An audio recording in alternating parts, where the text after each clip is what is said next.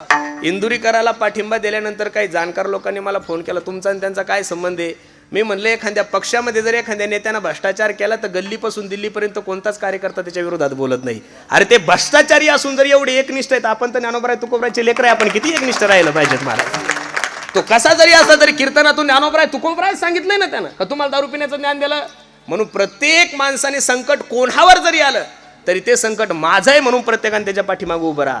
अशी जर एकी ठेवली ना महाराज आपण, तर आपल्यासारखे चांगले दिवस जगात कोणावरच नाहीये. विठाल विठाल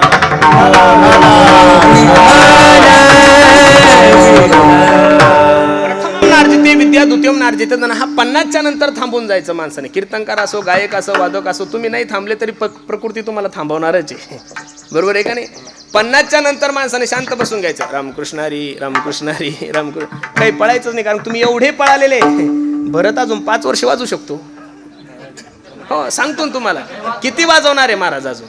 5 वर्षाच्या नंतर त्याची प्रकृती त्याला साथ देणार. माझ्या प्रकृतीवरून सांगतो, मी कीर्तनकार झाल्या पण 35 लाख किलोमीटर प्रवास केलाय महाराज. आता कीर्तन म्हणलं गाडी म्हणली तरी असं तरी पण लय मुडावर कीर्तन घेतो मी. काय असे लोकांसारखे दररोजचे 2-2, 3-3 नाही महाराज, बस अजिबात नाहीये. उगा थोडे फार करायचे. ज्या गाडीची वेटिंग जास्त आहे ज्या गाडीची वेटिंग जास्त आहे त्या गाडीचं वेटेज वाढतं. म्हणून वेटिंग करायचं ना महाराज. एवढं धावपळ बाबा किती दिवस पळणार आहे महाराज. काही लोकायला काही घेण देणे महाराज. आपण गेले की लोक जेवले काय विचारत नाही, काय नाही, चला लगे आले का बायलासारखं झुपतात आणि चला वाजवा. बरोबर आहे का नाही? कीर्तन संपले पाकिट घ्या आणि मेले का धडकले लोकायला काही घेण देणं. तुम्ही ज्या तंद्रीत जगता मला लोक लय मानतात. अरे येड्या तुला लोक काय मानणार आहे. ज्या मायनं जन्माला घातलं त्या मायला पोरं माय म्हणायला तयार नाही. तुमचं काय घेऊन बसले. त्यामुळे लोड नाही घ्यायचा जास्त. आपल्या मस्तीत करा. 100 करायचे तर 20च करा, पण आनंदात करा. आणि तुम्ही लोकांना सवय लावा. लोक येतात येतात येतात याचा मला आत्मविश्वास आहे. विठ्ठल विठ्ठल विठ्ठल.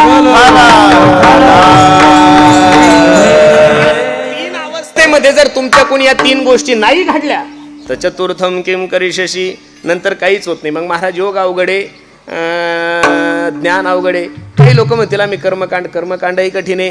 काही म्हणतील यज्ञाधिक कर्म. काय यज्ञाधिक कर्म करणारे महाराज. 120 रुपयामध्ये सत्यनारायणाची पूजा करणारे उदार लोक आपण. आपल्याकडून यज्ञाधिक कर्म होणार नाही. मग महाराज करायचं काय? चला भागवतकाराला विचारू. यत् फलम नास्ति तपसा आणि योगेन समाधीना हा तत्फलम लभ्यते सम्यक कलौत हरी कीर्तनात. या कलियुगामध्ये सर्वात सोपं साधन भगवंताचं भजन. तुलसीदासजी सांगतात, कलियुग केवल नाम आधारा, सुमिर सुमिर नर उतरही पारा. अरे या कलियुगामध्ये सर्वात सोपं साधन भगवंताचं भजन. पहिलं प्रमाण भागवतातलं दिलं, दुसरं प्रमाण तुलसीदासजीचं दिलं, तिसरं प्रमाण सर्वांच्या परिचयाचं आहे. कलियुग माझी करावे कीर्तन, कलियुग माझी करावे कीर्तन, कलियुग माझी करावे कीर्तन, कलियुग माझी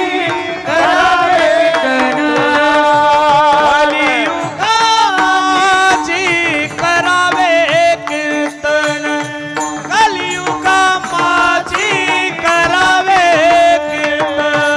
कलियुग माझी करावे कीर्तन, कलियुग माझी करावे कीर्तन, नारायण